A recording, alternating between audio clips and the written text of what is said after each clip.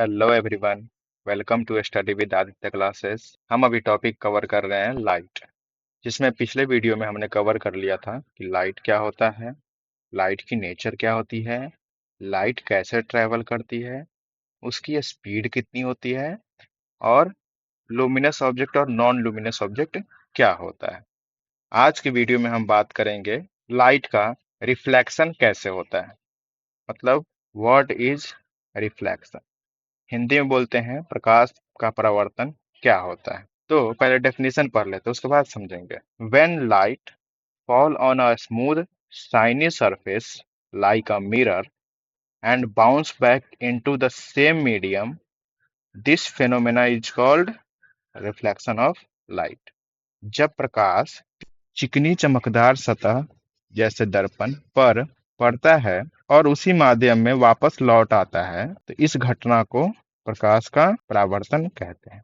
समझते हैं इस चीजों को। ये हमारा एक मिरर है, जिसकी एक साइड क्या होती है, कोटिंग की हुई होती है। कोटिंग किस चीज की होती है? सिल्वर की कोटिंग होती है, ताकि दूसरा जो सरफेस हो वो रिफ्लेक्टिंग सरफेस बन जाए। अगर ये सिल्वर की कोटिंग ना होगी तो ये हमारा नॉर्मल ग्लास स्लैब की तरह बिहेव करेगा, जो कि रिफ्लेक्शन नहीं शो करेगा और रिफ्रैक्शन शो करने लगता है। तो एक मिरर सरफेस पे रिफ्लेक्शन कब होगा? जब कोई रे इस सरफेस पे आएगी। रे क्या होता है? जो सन से जो लाइट निकलती है वो रे के फॉर्म में निकलती है, तो उसी को बोलते हैं रे। और जो आती हुई रे होती है उसको इंसिडेंट रे बोलते हैं, और जाती हुई रे को बोलते हैं, जो रिफ्लेक्शन के बाद वाली रे को बोलते हैं रिफ्लेक्टेड रे। ये जो रे है ये क्या है? Incident ray. इस जो आती हुई रे होती है उसको बोला जाता है इंसिडेंट रे। Incident ray. और रिफ्लेक्शन के बाद वाली रे को बोला जाता है रिफ्लेक्टेड रे। क्या बोलते हैं इसको? रिफ्लेक्टेड रे बोलते हैं। और इन दोनों के बीच में एक इमेजिनरी परपेंडिकुलर लाइन खींची जाती है, जिसको नॉर्मल बोला जाता है। और ये हमारा क्या है? प्लेन मिरर बोले या प्लेन सरफेस बोले, प्लेन मिरर या सरफेस बोल सकते हैं। कौन सी सरफेस होगी? शाइनी सरफेस होगी। तो जब कोई सन से लाइट निकलती है तो किस फॉर्म में निकलेगी? रे के फॉर्म में निकलती है। तो वो रे जब किसी सरफेस पे आती हुई दिखती है, यहाँ पे क्या हो रही है? आ रही है, तो आती हुई को बोलते हैं इंसिडेंट रे। और जब सरफेस से टकराने के बाद जो रे जाती है उसको बोला जाता है रिफ्लेक्टेड रे। और इन दोनों के बीच में जो परपेंडिकुलर इमेजिनरी लाइन होता है उसे नॉर्मल बोला जाता है। अब होता क्या है, ये जो पूरा फेनोमेना हो रहा है ना, इसी फेनोमेना को रिफ्लेक्शन बोला जाता है। रिफ्लेक्शन ऑफ लाइट बोला जाता है। क्या बोला जाता है? Reflection of light.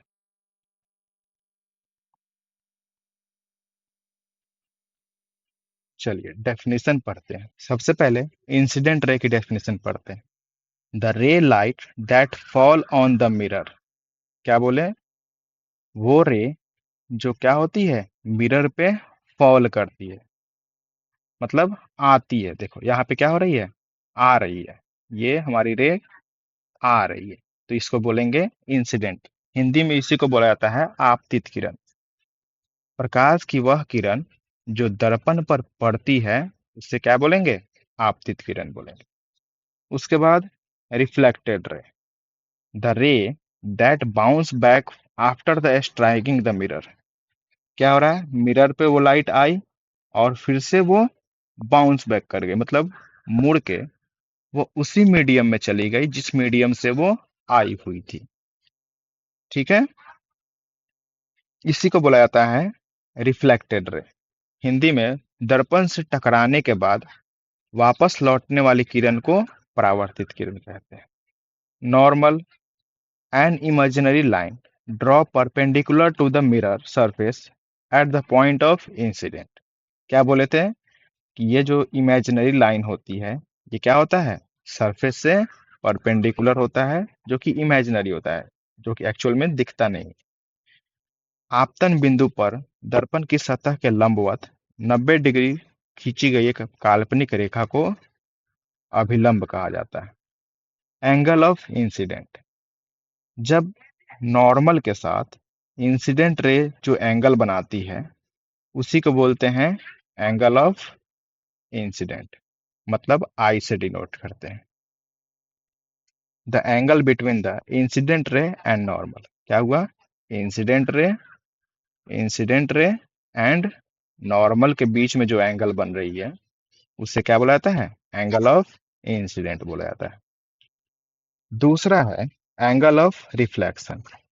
नॉर्मल और रिफ्लेक्टेड रे के बीच में जो एंगल बनती है उसे क्या बोलते हैं, रिफ्लेक्टेड एंगल ऑफ रिफ्लेक्शन बोला जाता है।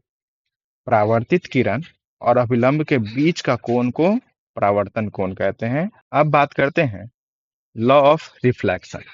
रिफ्लेक्शन जब भी होता है तो उसमें दो लॉ फॉलो होते हैं।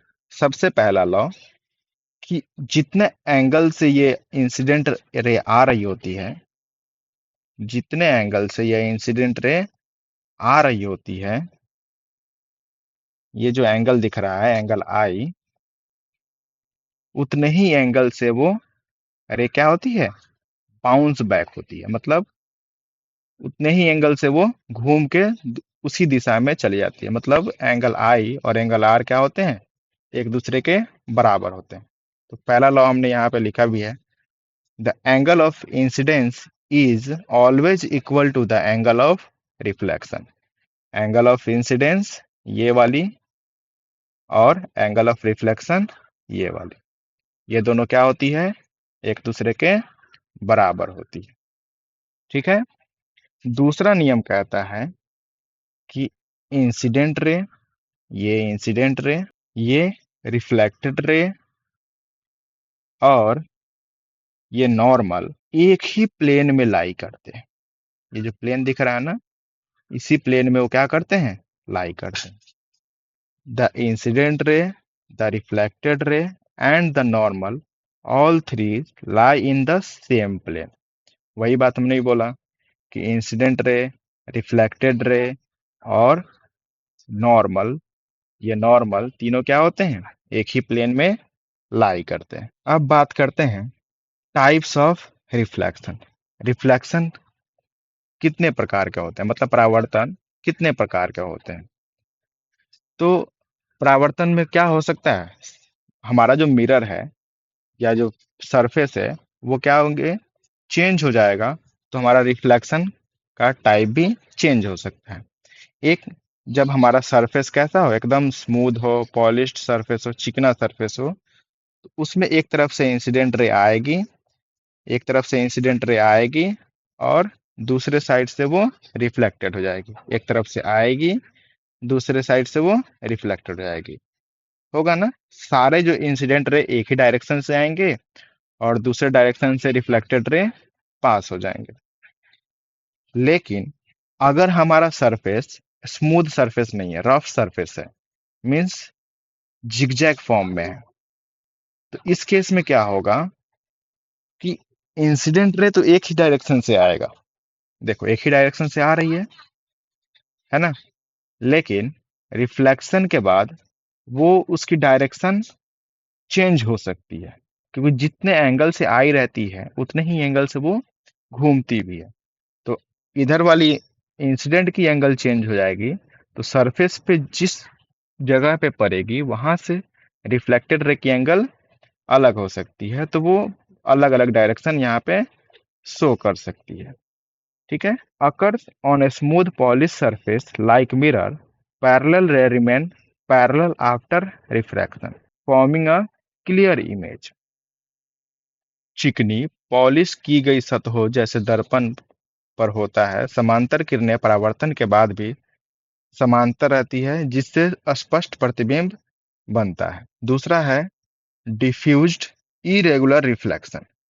occur on rough surface like wall or paper. Parallel rays scatter in different direction after reflection, so no clear image form. खुरदरी सतहों जैसे दीवार या कागज पर होती है। समांतर किरणें परावर्तन के बाद विभिन्न दिशाओं में बिखर जाती है, इसलिए कोई स्पष्ट प्रतिबिंब नहीं बनता है। वही बात कि इसकी क्या होगी, डायरेक्शन चेंज हो सकती है। डायरेक्शन चेंज होगा तो सही से उसका इमेज नहीं बना पाया, क्योंकि एक रे कभी भी डायग्राम मतलब कोई भी इमेज फॉर्म नहीं करती है। एक से ज्यादा रे मिलके क्या करती है, इमेज का फॉर्मेशन करती है। तो यहाँ पे जो रेज है वो अलग अलग डायरेक्शन में फ्लो हो रहे हैं, तो वो सही से इमेज नहीं जनरेट कर पाते हैं। अभी बात करते हैं मिरर के बारे में।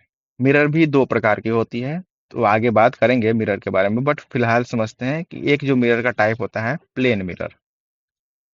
प्लेन मिरर क्या होता है, जो हमारे घरों में जो नॉर्मल मिरर होता है जिसमें हम अपना फेस देखते हैं, वो उसी मिरर को क्या कहते हैं, प्लेन मिरर या समतल दर्पण हिंदी में कहते हैं। इसमें जो इमेज बनता है वो कैसे बनती है उसके उसके बारे में यहाँ पे डिस्कस करना है। पहले डेफिनेशन पढ़ लेते हैं।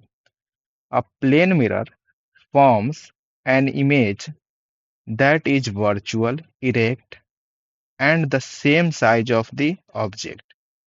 The image distance behind the mirror equal the distance in front of it.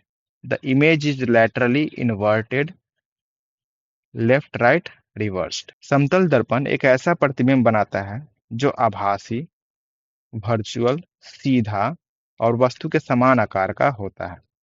दर्पण के पीछे प्रतिबिंब की दूरी उतनी ही होती है जितनी दर्पण के आगे वस्तु की दूरी, और प्रतिबिंब पार्श्व प्रतिवर्तित होता है। पहले हम अपना एक मिरर बना लेते हैं।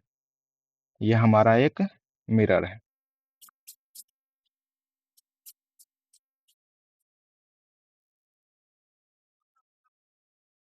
ये हमारा मिरर है,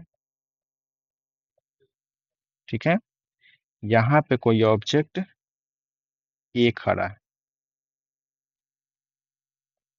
ठीक है। ये हमारा कोई ऑब्जेक्ट यहाँ पे खड़ा है। तो प्लेन मिरर में जो इमेज बनता है, ये जो ऑब्जेक्ट है, ये ऑब्जेक्ट जितने डिस्टेंस पे खड़ा है, ये जो डिस्टेंस इधर रहेगा, मिरर से जो डिस्टेंस रहेगा ऑब्जेक्ट का, उतना ही डिस्टेंस मिरर के अंदर भी रहता है, ठीक है। तो ऑब्जेक्ट का डिस्टेंस जितना रहता है उतना ही इमेज का भी डिस्टेंस रहता है। किसमें, प्लेन मिरर में। प्लेन मिरर की बात हो रही है, ठीक है। दूसरा कि जो साइज होता है, जो इमेज की ये जो हाइट दिख रही है ना, उतने ही हाइट का इमेज यहाँ पे भी बनता है मिरर के अंदर में। तो हाइट भी क्या होती है, ऑब्जेक्ट की जितनी होती है उतना ही हाइट इमेज की भी होती है, ठीक है। और ये मिरर के अंदर बन रही है, तो इसी को बोलते हैं वर्चुअल इमेज।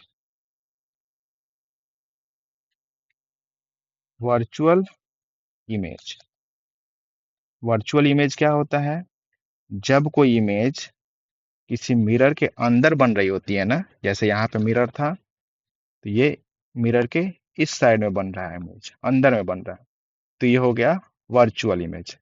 लेकिन रियल इमेज कब बन जाता है, जब जिस साइड ऑब्जेक्ट है हमारा, यहाँ ऑब्जेक्ट है, इसी के साइड अगर इमेज भी बन जाता इधर कहीं, तो वो हमारा रियल इमेज हो जाता। लेकिन अभी इमेज क्या है, मिरर के अंदर है, तो वो वर्चुअल इमेज हो जाती है, ठीक। वर्चुअल के साथ एक और चीज होता है लैटरल इन्वर्टेड।